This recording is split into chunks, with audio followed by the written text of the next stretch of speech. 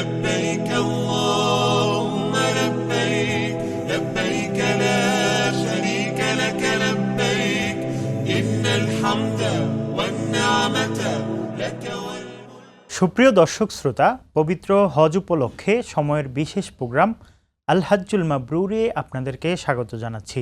সঙ্গে আছি আমি মুফতি আব্দুল্লাহ তামিম। আজ আলোচনা করব হজের শেষ দিনে হাজিরা যা করেন এ বিষয়ে।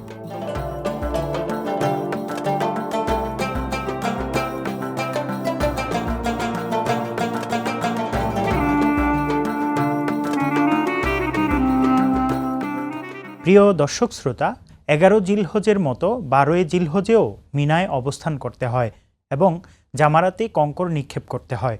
কেউ যদি 10 ও 11 জিলহজ তাওয়াফে জিয়ারা না করে থাকেন তাহলে এদিন সন্ধ্যার আগেই তা করে ফেলতে হবে। সাধারণত 4 দিন কঙ্কর নিক্ষেপ করতে হয়। 10 জিলহজ শুধু বড় জামারায়, 11, 12 ও 13 জিলহজ 3 জামারায় কঙ্কর নিক্ষেপ করতে হয়। তবে কেউ যদি 12 তারিখ সূর্যাস্তের পূর্বে মিনা ত্যাগ করতে চায় তাহলে তার জন্য সে সুযোগ আছে। তখন তাকে আর 13 জিলহজ কঙ্কর নিক্ষেপ করতে হবে না।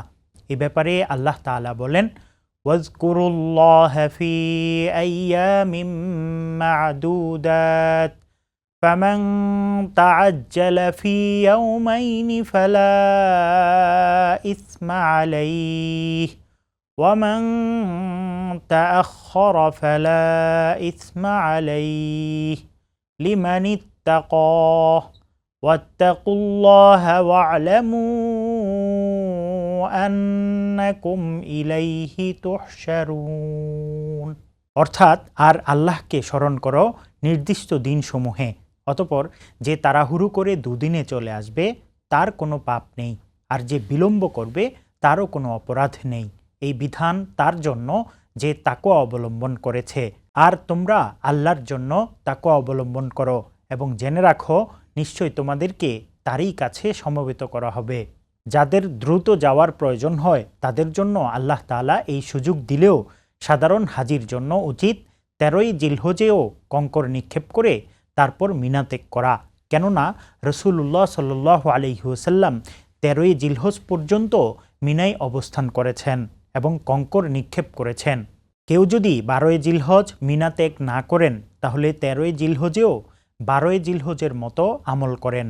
এরপর মক্কার উদ্দেশ্যে রওনা হন।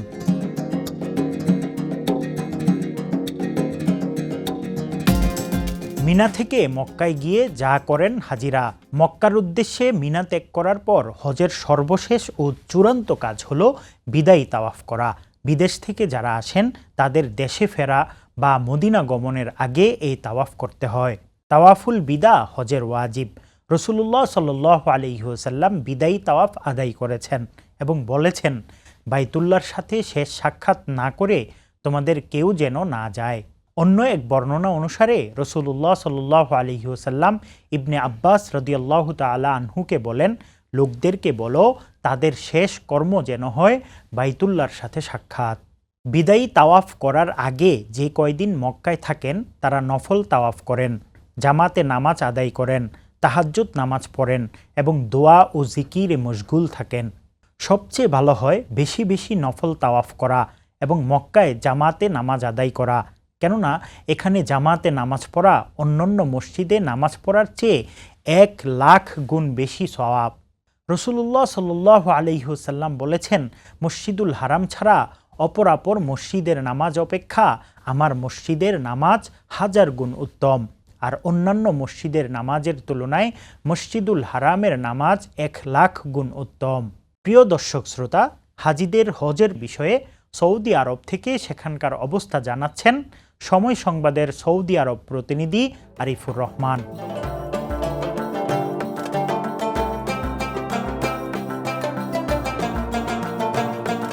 পবিত্র হজ উপলক্ষে সময়ের বিশেষ অনুষ্ঠান আল হাজ্জুল মাবরুর থেকে আমি আরিফুর রহমান। আজকের পর্বে জানাবো হাজিরা হজের শেষ দিনে কি করেন। পবিত্র হজের শেষ দিন অর্থাৎ বিদায়ের আগ মুহূর্ত। বিদায় যেমন খুবই কঠিন, ঠিক এই দিনটিকে মানুষ স্মরণীয় করে রাখতে চায়, ঠিক তেমনই হজের শেষ দিনটাকেও মানুষ আল্লাহর নৈকট্য অর্জনে এতটাই আবেগ আপ্লুত থাকে এবং শেষ দিনটাকে এমনভাবে তারা আল্লাহর কাছে নিজেদের জন্য চেয়ে নেয় যেটি আসলে একেবারে না বলার মতো।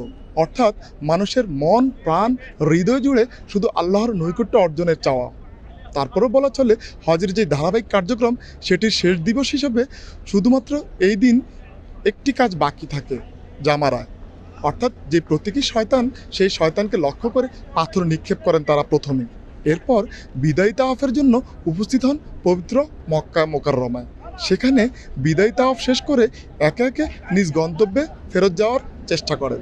বলা চলে হজের যেই সার্বিক কার্যক্রম অর্থাৎ প্রথম দিন থেকে শুরু করে শেষ দিন পর্যন্ত ধারাবাহিক যে কার্যক্রমগুলো থাকে সেগুলোর মাধ্যমে কিন্তু একজন মানুষ তার হজ কতটুকু কবুল হয়েছে অর্থাৎ হজের যেই আনুষ্ঠানিকতা সেটি তিনি কিভাবে শেষ করতে পেরেছেন তার উপরেই তার রেজাল্ট। আল্লাহ রাব্বুল আলামিন এমনটাই বলেছেন যে যার হজ হজে মবরুর অথবা হজে মকবুল হিসেবে কবুল হবে তার বিনিময়টি একমাত্র জান্নাত হবে।